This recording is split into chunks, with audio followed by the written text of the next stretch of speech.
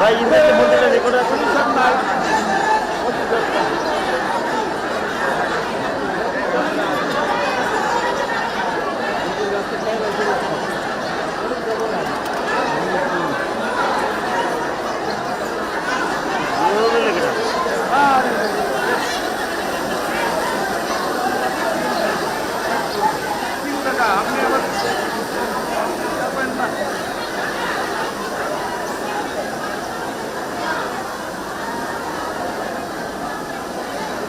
বেগম জিয়া মরে নাই, উনি আছে, উনি থাকবেন আমাদের সবার মনে এবং সবার কাজের মাধ্যমে।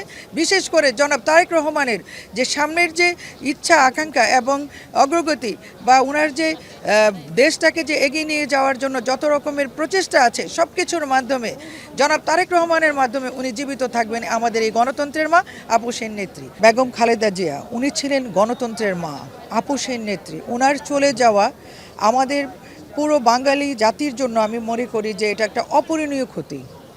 এই ক্ষতি পূরণ করার না, এবং আমার মনে হয় না যে আরও 100 বছরে এমন নেত্রী আমরা পাবো।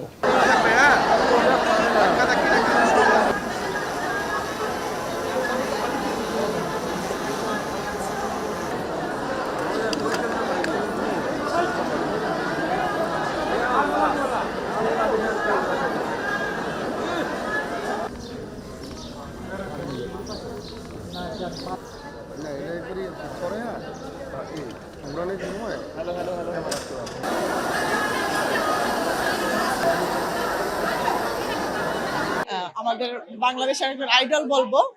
উনার মতো জিয়া রহমানের আমি খুবই ভক্ত ছিলাম। উনি যখন মারা গেছেন আমি খুবই ছোট ছিলাম, বাট আলহামদুলিল্লাহ আমি দেশে থাকা অবস্থায় মানে আমার আসার সুযোগ হয়েছে খালেদা জিয়ার মৃত্যুর সাক্ষী হওয়া। আর উনার কবর দেখতে আসলাম দুজনেরই। আমি দুজনেরই অনেক ফ্যান। আর আমি আশা করব তারেক রহমান যেন উনার মা বাবার ঐতিহ্য বজায় রেখে উনি যেন যদি নেক্সট সুযোগ হয় দেশে কিছু করার, উনিও যেন এই ধরনের মানে কোনো কর্মকাণ্ড ওনার মা বাবার ঐতিহ্য বজায় রেখে চলতে পারেন, দেশের মানুষের কথা চিন্তা করে।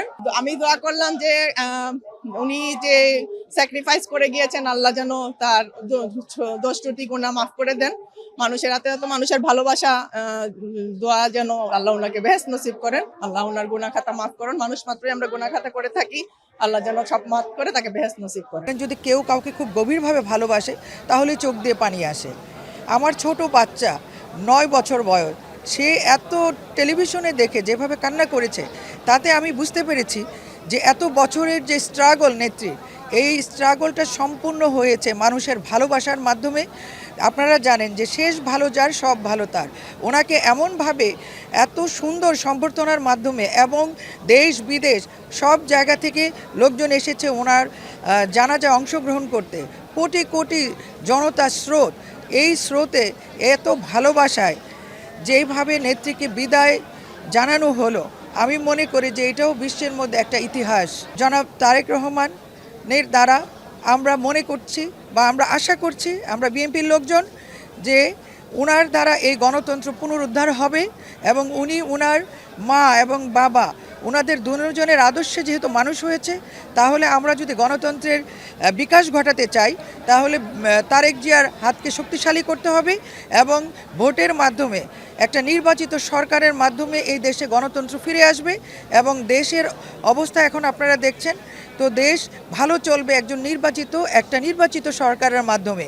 তো আমি মনে করি যে জনাব তারেক রহমান যদি নির্বাচিত হয়ে প্রধানমন্ত্রী হতে পারেন তাহলে ওনার মাধ্যমে গণতন্ত্র পুনরুদ্ধার হবে এবং উনি ওনার মা বাবার আশা পূরণ করবে এবং যে কাজগুলো যেগুলো অসমাপ্ত ছিল সেগুলোকে সমাপ্ত করবে।